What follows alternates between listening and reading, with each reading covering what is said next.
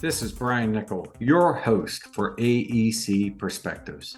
Today, we're going to talk about the Hillsborough County Aviation Authority, and more specifically, the sustainability and resiliency efforts of Tampa International Airport.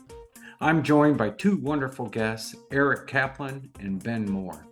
First, let me introduce Eric Caplan. Eric is the Sustainability and Resilience Program Director for Tampa International Airport. He is a Florida native, born and raised in St. Petersburg. Before entering the fields of sustainability and resiliency, Eric achieved a bachelor's in environmental studies from the University of Central Florida and a double master's from the University of Florida, one in natural resources and policy and the other in environmental engineering. At Tampa International, Eric supports community sustainability initiatives and promotes the airport's sustainability efforts to the public at large. He internally manages the Sustainable Management Plan, the Resilience Action Plan, and the Airport Carbon Accreditation Program. Ben Moore serves as a sustainability leader for RS&H. Ben has recently managed successful sustainability and resilience efforts for diverse large hub airports. His areas of expertise are broad and interdisciplinary, reflecting a solutions-oriented approach to the complex challenges posed by climate change. In addition to resilience, Ben's diverse experience encompasses energy and water management, greenhouse gas accounting, alternative fuel programs, high-performance infrastructure, and cost-benefit analysis.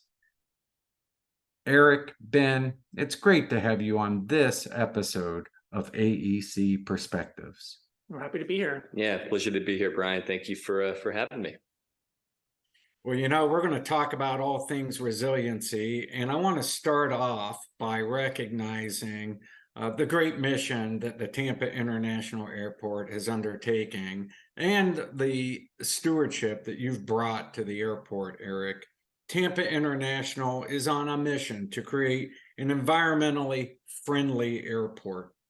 In 2014, Tampa received its first grant to create a sustainability plan. And since then, Tampa has received the ACI Airport Carbon Accreditation, making it the first and only airport in Florida to receive this accreditation. And currently, Tampa tracks carbon emissions through all operations, including maintenance vehicles and transportation. Your office building, Eric, is LEED certified, and you were the first airport to earn the bike-friendly business recognition. What an outstanding record, and I'm so pleased to have you on this episode of AEC Perspectives. Let's jump right into our questions. Eric, tell me why resilience, and tell our listeners why resilience is important for the Hillsborough County Aviation Authority broadly, but certainly for the Tampa International Airport specifically. Sure. Yeah, thank you, Bryan. Now, resilience is important for many different factors. One being we obviously are a very important asset throughout Tampa Bay area, providing a very important service that is widely used. So we've got that obligation to our customers first and foremost to make sure that we're steady, we're always operational, we can always provide that service to them. In addition to that, we're very involved in supply chain. We've got the Amazons, the UPSs at our campus as well. So there's really a lot leaning on our campuses to kind of stay up and active. But Tampa International Airport really holds a lot of values and does everything kind of at 100%. And so we view this work and planning and the investment we put in as just part of the things that we do, whether it's sustainability, resilience. We kind of put everything into it. We like being that leader. We like being that industry leader, regional leader. And so that's certainly a motivation for us as well. But last but certainly not least, we're in a very vulnerable area. Tampa Bay is really one of the more vulnerable areas in the world when it comes to lots of different weather events, climate threats, and in order to keep that asset going and that level of service that we pride ourselves in, resilience planning is becoming increasingly important, really throughout our campus. Yeah, and I appreciate that view because we think of an airport as well, the airport exists for people to come in and out, but it's not just people, it's goods. It Mhm. serves, as you said, as an asset and a service to the broader community. And so resiliency is now at the core of your mission. Is that right? Yeah, yeah, absolutely. I think it's good to add that element of the why in which we do it. Not just airlines coming to and from, but supply chain issues, and not only that, but we're actually a very big employer to the Tampa Bay area as well. So that there's a lot of residents and staff, whether it be Tampa Airport staff, TSA, FAA, that all rely on Tampa International Airport and our campuses for their livelihoods. And so we have that responsibility and obligation to them as well to do this planning.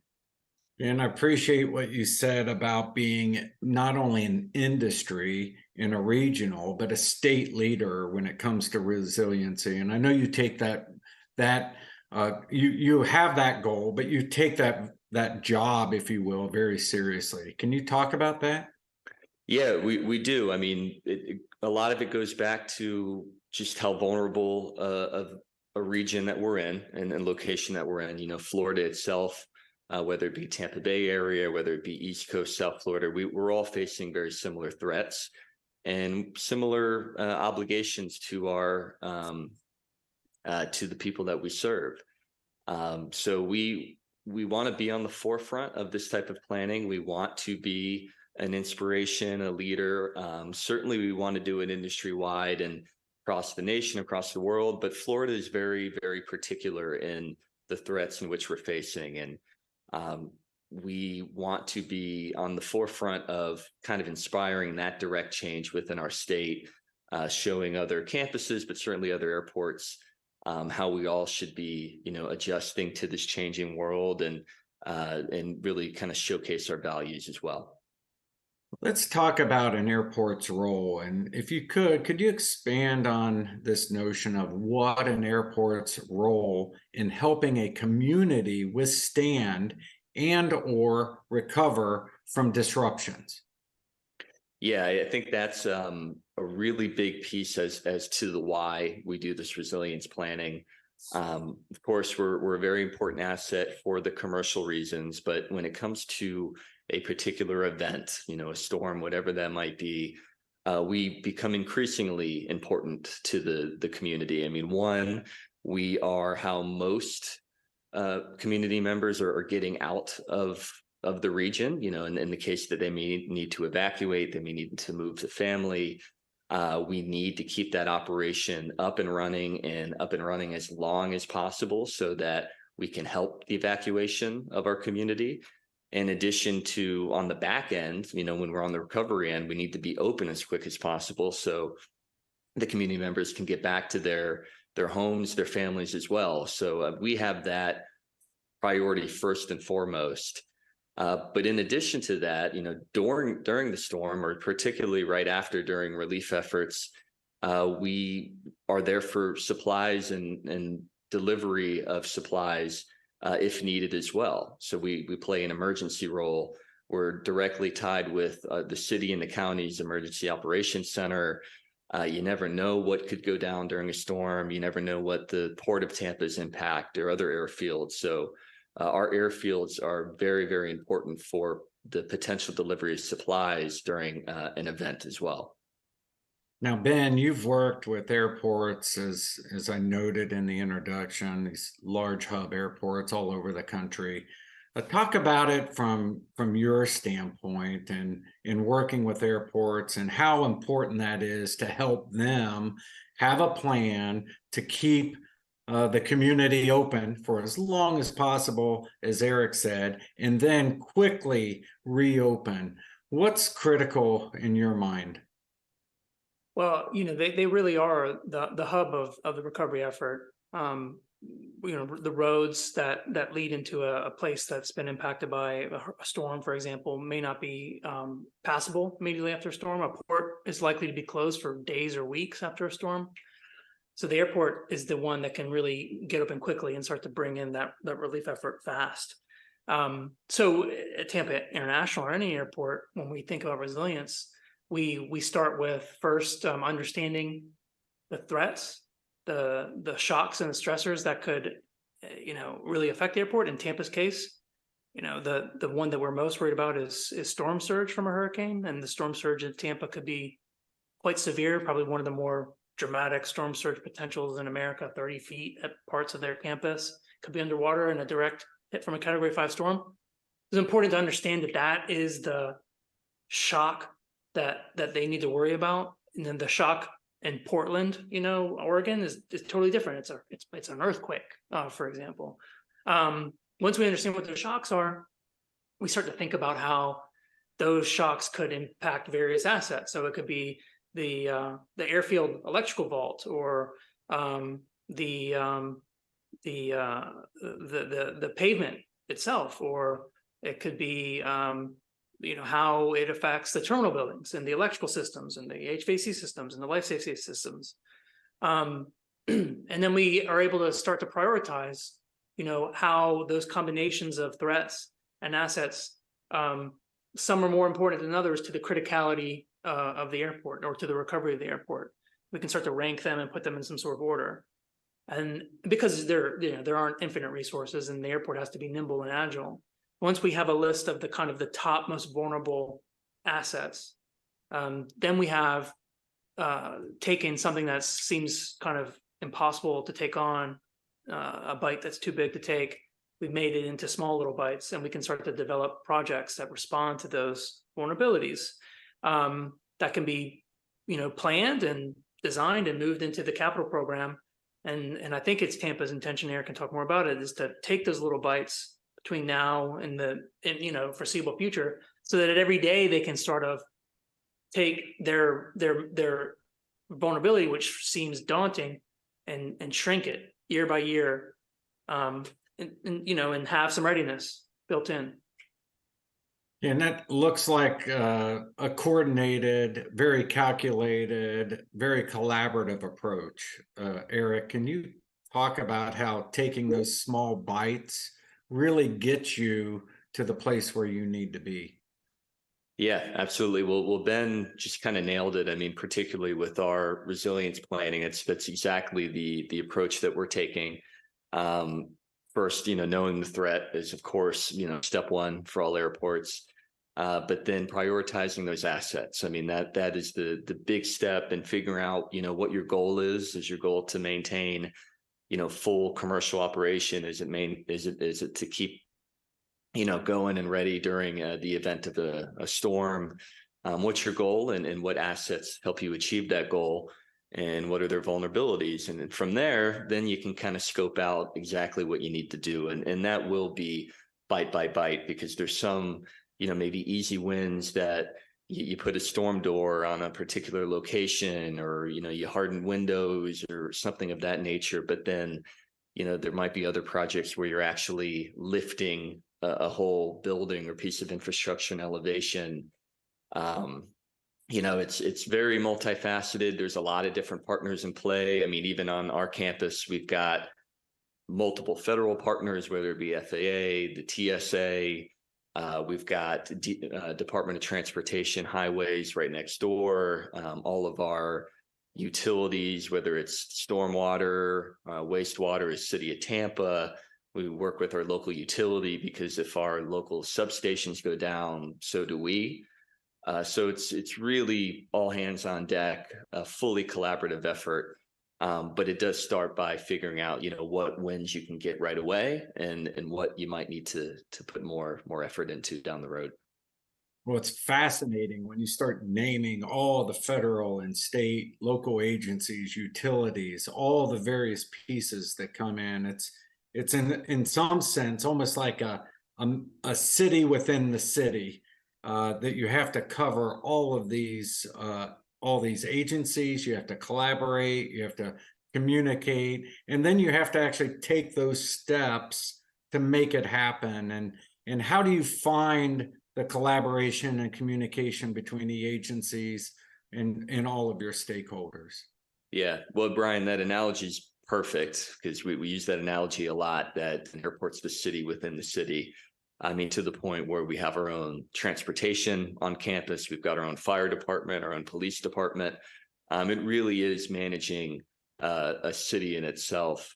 And I can say that, the collaboration is good and really increasingly becoming better and better, I think, because of the reality of the threats that we face regionally. We've got a great relationship with City of Tampa where we're on each other's boards and kind of guide each other in our planning. I was just on a planning call with MacDill Air Force Base the other day talking about resilience planning. So I think locally we're all realizing we all need to be part of the discussion. We need to be consistent in the planning that we're doing and knowing kind of what place in which we serve when it comes to preparation, recovery of an event. So really the collaboration, I think, is becoming that much more better because just the reality of what we all face together is becoming more and more glaring.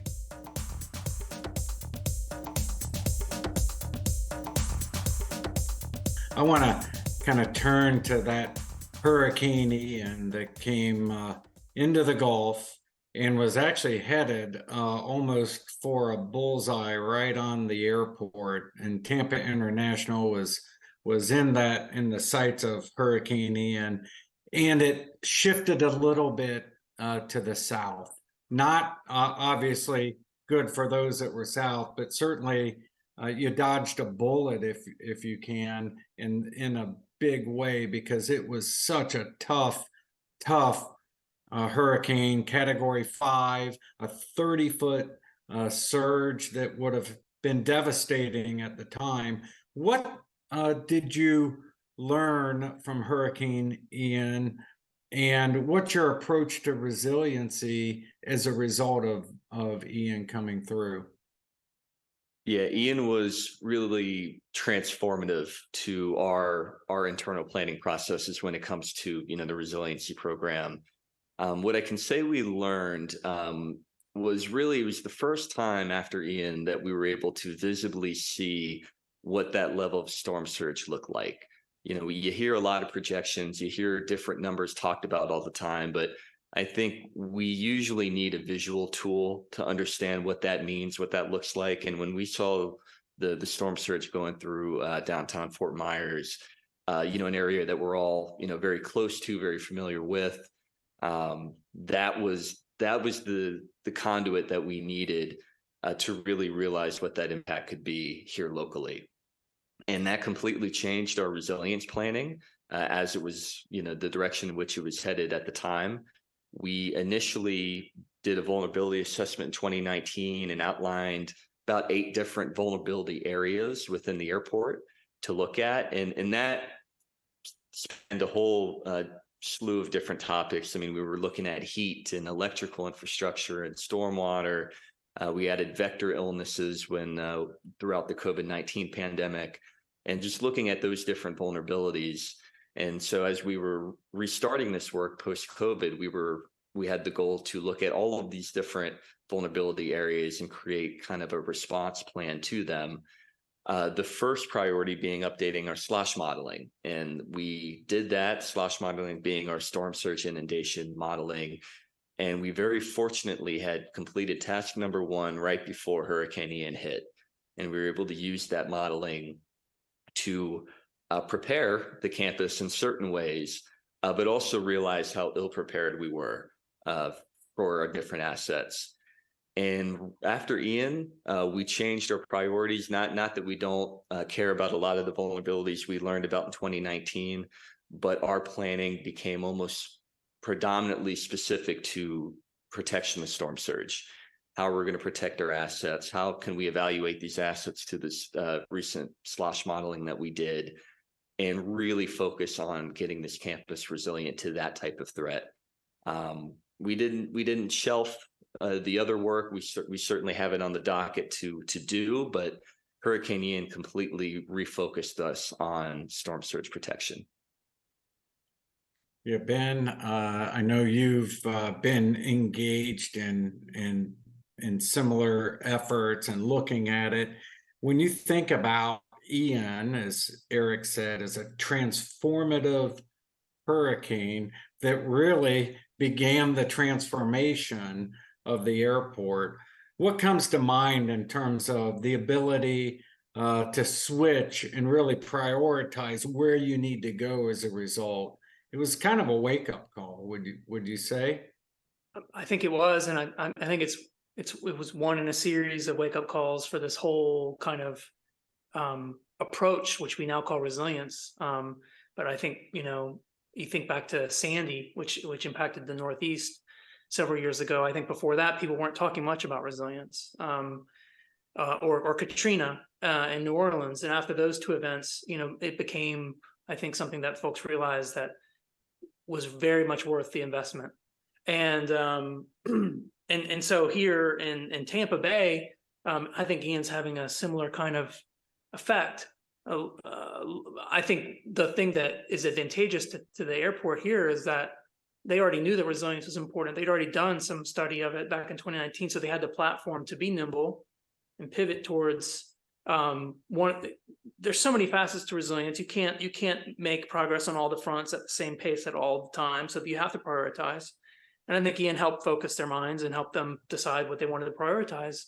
And so now what we're doing is we're taking our understanding of the storm surge threat at the airport to a much more fine-grained level than previous, because we want to know what really could happen at the kind of the sub-asset level, the system level. What about this particular chiller plant at this particular airside? What is its exact elevation, and what are our options for protecting it, given that we know what the storm surge depth could be at that location because we just modeled it? That's where we're headed next. And I think the intention is that with relatively modest investment, we can get big protections for very key assets. And then I think looking forward, I mean, with Tampa continuing to grow, it's an airport that is in growth mode. They're investing in major new infrastructure projects. Airside D is going to, be a huge addition to their capacity. Well, this is an opportunity to design a new asset informed by their understanding of what's vulnerable. And so the work that we're doing now to get all this fine-grained understanding can go straight into that design process. And then this new asset can be built as a resilient asset from the beginning. So I think there's a lot of ways that this shift is going to, pay dividends for them in the immediate future. And of course, it's June now, and we're starting all over. The risk is here again. Yep. So our fingers are crossed, and we're going to be making some progress this summer too on the resilience work.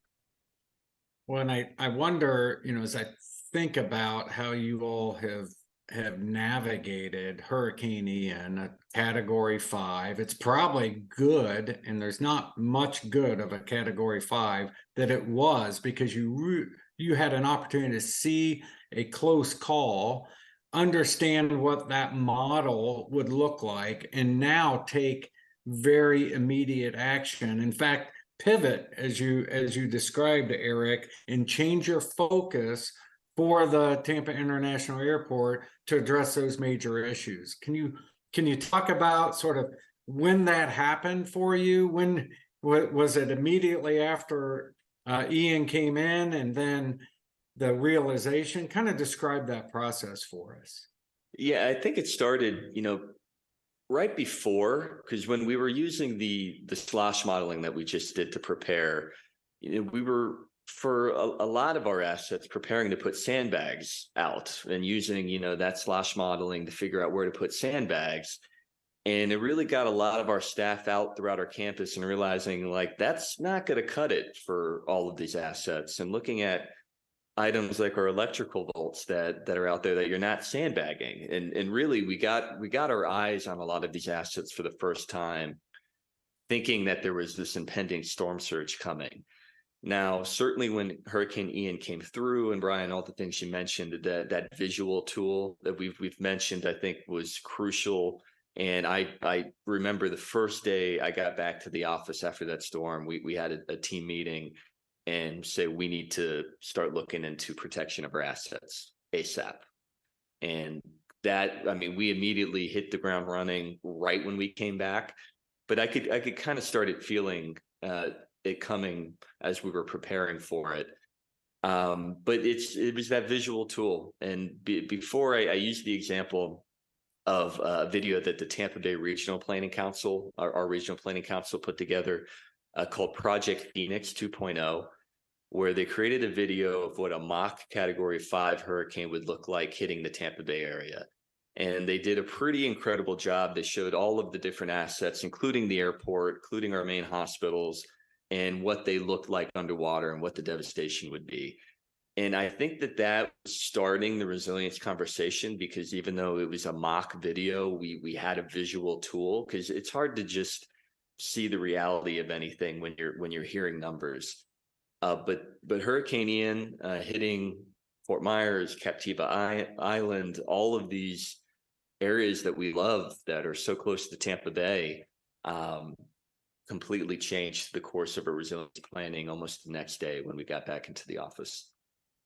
Yeah, it's stunning to think of a 30-foot storm surge when you're, when you stand 5 or 6 feet above the ground, you're saying now it's going to be 5 or 6 times my height, and sandbags don't get that high.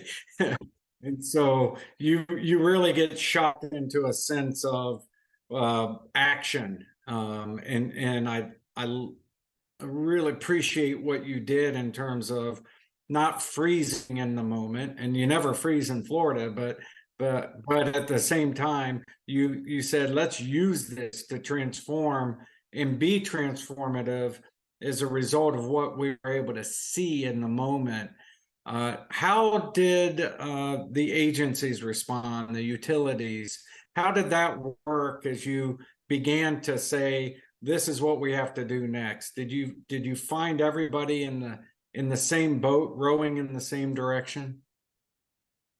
It's hard to say if everyone's going in the complete same direction. I think it started the conversations that needed to be had. We already have great relationships with our local utilities, even our local energy utility, Tampa Electric. We've got multiple different substations that feed the airport. We've already done a lot of the resilience work ahead of time. And so we've got a great team and really a great kind of readiness strategy already when it comes to this type of threat. And we know how to prepare, we know how to respond, but I think where we were lacking was the necessary approaches to protect some of these assets. And I think we're all looking at that. I mean, I think Tampa Electric's looking at their substations and realizing these aren't completely protected to storm surge. I think City of Tampa is looking at their lift stations, feeling the same way. So I think we're now all starting to row in the same direction. And I think a lot of that is because these examples that we've seen locally, we're now kind of part of each other's planning worlds. We're on the calls together. We're collaborating in that way. So, there are some silver linings there that I think moving forward, we will be, rowing in the same direction. Brian, I think something you said just a second ago was key. I mean, they didn't freeze. This is scary stuff to study to begin with. I mean, I think there's something in human nature that we all have to face, is that we like to avoid, the scary thing, the bad thing. And sometimes we put off, gaining knowledge about those kinds of things, or going through the process of gaining that knowledge can take you to a dark place. I mean, we went to a dark place with Tampa when we did this 2019 study. We had to confront scary things, and I think Ian made it real. But it's much better to have that insight. It's much better to know what the worst case scenario is, because you can start to plan your way out of it incrementally, and you're not alone in it. We were just talking to all these partners. You now know who your partners need to be.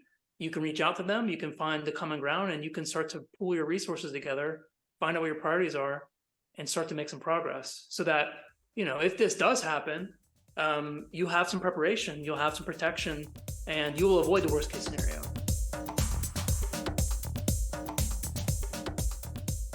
I want to switch a little bit because we've been talking resiliency, but I know Hillsborough County Aviation Authority is also concerned with sustainability. And we often hear sustainability and resiliency in the same sentence, but they're a little bit different. Can you talk about why HCAA is concerned with sustainability as much as resiliency?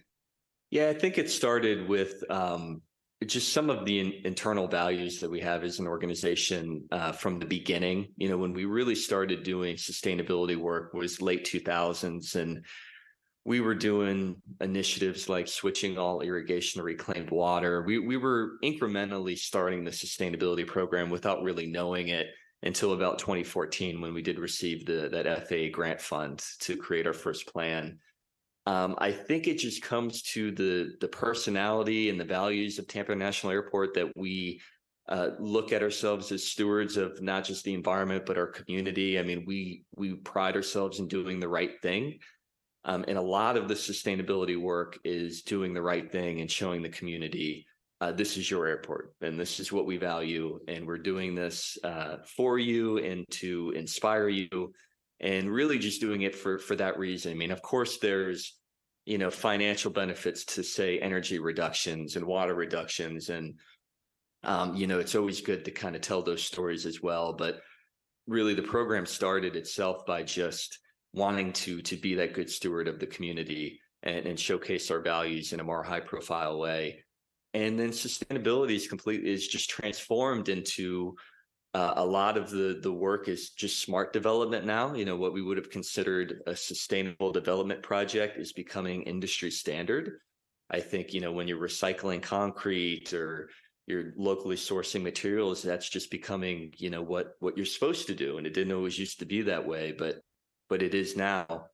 And when it's coupled with resilience, it's looking at also trying to mitigate the severity of the threats in which we face too. What was mentioned earlier is we engage in carbon accreditation. So we're tracking at least the emissions that we're responsible for on site. And we've been doing that for a few years now. And we just want to show the community that's what we value. And that's the airport that hopefully you love to come to and use locally. There's a lot of synergies between resilience and sustainability too. So it's really beneficial to think about them at the same time. I'll cite an example, Eric, if you don't mind. One thing we learned through our vulnerability assessment of the airport was that the backup power generation that the airport has is aimed at having enough power to evacuate the passenger occupied spaces. And that makes complete sense because their utility provider is so reliable that they never really need to worry about these kinds of power outages, and they're momentary. They evacuate the building and then their power's back on. But through a resilience lens, I think there's reason to consider whether or not there needs to be a change of approach to backup power generation. We learned that through the resilience process. But then if the sustainability lens comes in and says, well, how are we going to provide that backup power? Are we going to have a giant diesel generator that will, contribute to the global warming that is causing, more intense hurricanes, which is putting the airport at threat? That would run counter to its resilience efforts too, ultimately. So, the airport's now looking at ways it can invest further than it already has, and it already has some substantial solar power generation assets, but it's starting to look into those kinds of things, hydrogen fuel cells, all kinds of different options to provide them resilience and sustainability at the same time. Yeah. To add on to that, a perfect kind of connection between the two. And so is transportation on campus. There's a very real resilience benefit to looking at sustainable transportation when we're looking at our internal fleets and we want to add electric vehicles or hybrids, or same thing with our bus fleets, to diversify the fuel sources that these vehicles use makes you much more resilient. In the case that we can't bring gas supply or the pipelines are down, we might have our electric vehicles ready in need of storm response and vice versa. So there's a lot of connectivity, as Ben mentioned, between sustainability and resilience. So wonderful connect between those two. So let's kind of pull them together for this last question before we get to our rapid fire questions. What might a sustainable and resilient airport look like in the future? Yeah, I think we've mentioned a lot of examples of getting into our crystal ball of what we're going to see into the future. I mean, resilience planning is going to be a big piece, certainly for us locally, Florida airports. And when we're talking about lifting electrical infrastructure, hardening buildings, I mean, those are going to be design standards soon enough across the board for all new development and redevelopment. So that's going to be across the board. I mean, of course, different airports face different climate threats or different threats, but I think that's always going to be integrated into the building and design process moving forward. On the sustainability side, it's going to be diverse transportation. You're going to have a large focus on electrification throughout the entirety of the campus. You're not going to have gas-powered transportation to your different airsides or your different terminals. They're all going to be electric. I think one day we're going to have to prepare for electric ground support equipment for the airlines, and then in turn, different fuel sources for airlines themselves, whether it be electric airplanes, hydrogen planes that are running on sustainable aviation fuel. So airports are already looking out at how to design, hosting those fuel sources. How are our fuel farms going to change to prepare for this incoming future? And so, I think that's how we're going to be looking at sustainable airports moving forward. Energy sources, whether it be solar on site to help diversify our energy sources as well. I think it's going to be holistic, and I think we're already making incremental steps to get there, where we can kind of see what the future is going to look like already. But it's going to be a full-fledged connection between resilience and sustainability when it comes to our assets and operations. And so you embarked on this nearly 10 years ago with that first grant. And so now you've got that future ahead of you with Ian as a very significant reminder of what's at stake. How do you feel about the future and where you're headed? You feel good about it? I do. I think we're doing all the right things at the right time. I mean, of course, you could always think about the what ifs before, but I think we're taking the lessons learned in stride, and we're making the efforts that need to be made right now in order to kind of encourage a better future. And I think coupled with our values that I mentioned earlier, I'm actually really excited about the future of Tampa International Airport in a lot of different ways. I mean, we're already looking at, you mentioned LEED certifications and other third-party certifications for a lot of our infrastructure and our planning. We're diversifying our fleet. All of our trains are already electric. I mean, we've already really achieved some big wins on the campus as it is. And I think the values that our CEO, the executive team, and really all of our staff have set forward is showcasing a pretty promising future. And we've got these lessons learned that are in our very immediate past that we're taking in stride and really not wasting any further time on acting on them. Let's jump into some rapid fire questions. We end every episode of AEC Perspectives with some different questions, kind of jumping off of our resiliency and sustainability questions. So Eric, what's the best career advice you ever received? Yeah, the best career advice that I've ever received that I like to kind of relay to anyone maybe starting their career or getting ready to start their career is to really just trust the process and try to stay true to who you are as far as the career that you've chosen. I mean, you've got different passions. We all do. We chose our different career fields for a certain reason. And I think it can be very easy to bail, particularly at a certain era in your life when maybe things aren't going quite to plan, or maybe you're not making quite the salary you wanted to make, or, all of these extracurriculars that can really impact you. But I think if you stay true to the work that you're doing and the why that you're doing them, everything works out. Everything works out in the end, and it all develops as it's supposed to. You just have to really keep faith and trust that you made the right decision. That's some great career advice, and trusting in yourself and in your path is huge. At RS&H, we put a focus on mental health and wellness because it's a balance, right? The balance between work and your in your life outside of work. And so, what's one thing that you do, Eric, to support your own mental health and wellness? Yeah, I think that's really important question. I love that that's kind of part of the main conversation now. It's a big piece of our internal culture at the airport as well. For me personally, I try to really be structured in the work-life balance. I think that not only benefits all the things that were just mentioned, the mental, the physical health, but it makes you a better employee too. I think we forget that if you can balance that life, you actually have a much more productive workforce as it is anyway.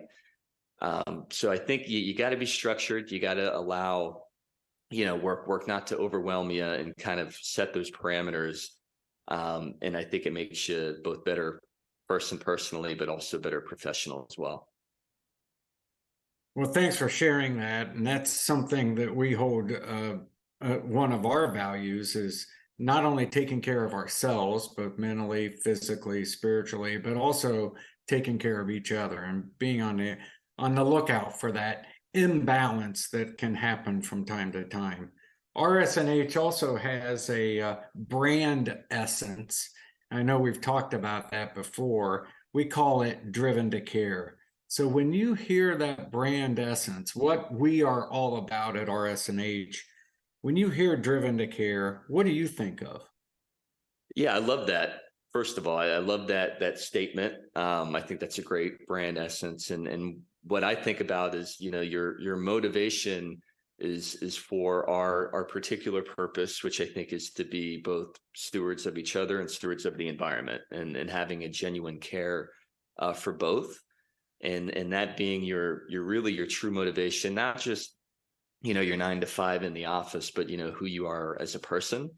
And I think that's such a simple statement, but really goes a long way, and is something that we can all take, home with us to kind of live by day. But yeah, that motivation, it just shows, what your values are as a company and what motivates you. So Ben, I can't let this podcast end without asking you, as an RS&H associate, what does Driven to Care mean to you, Ben?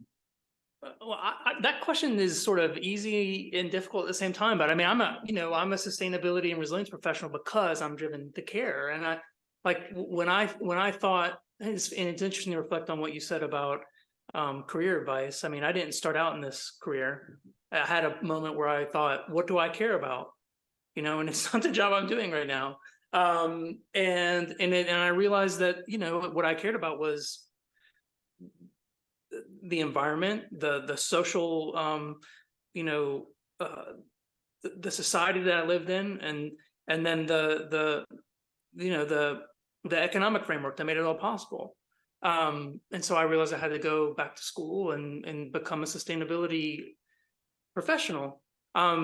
Because that's what I care about, and that's the way. And I wanted to have a job where I felt like I was going to be making a difference that would endure beyond my lifetime and would have repercussions, well beyond myself.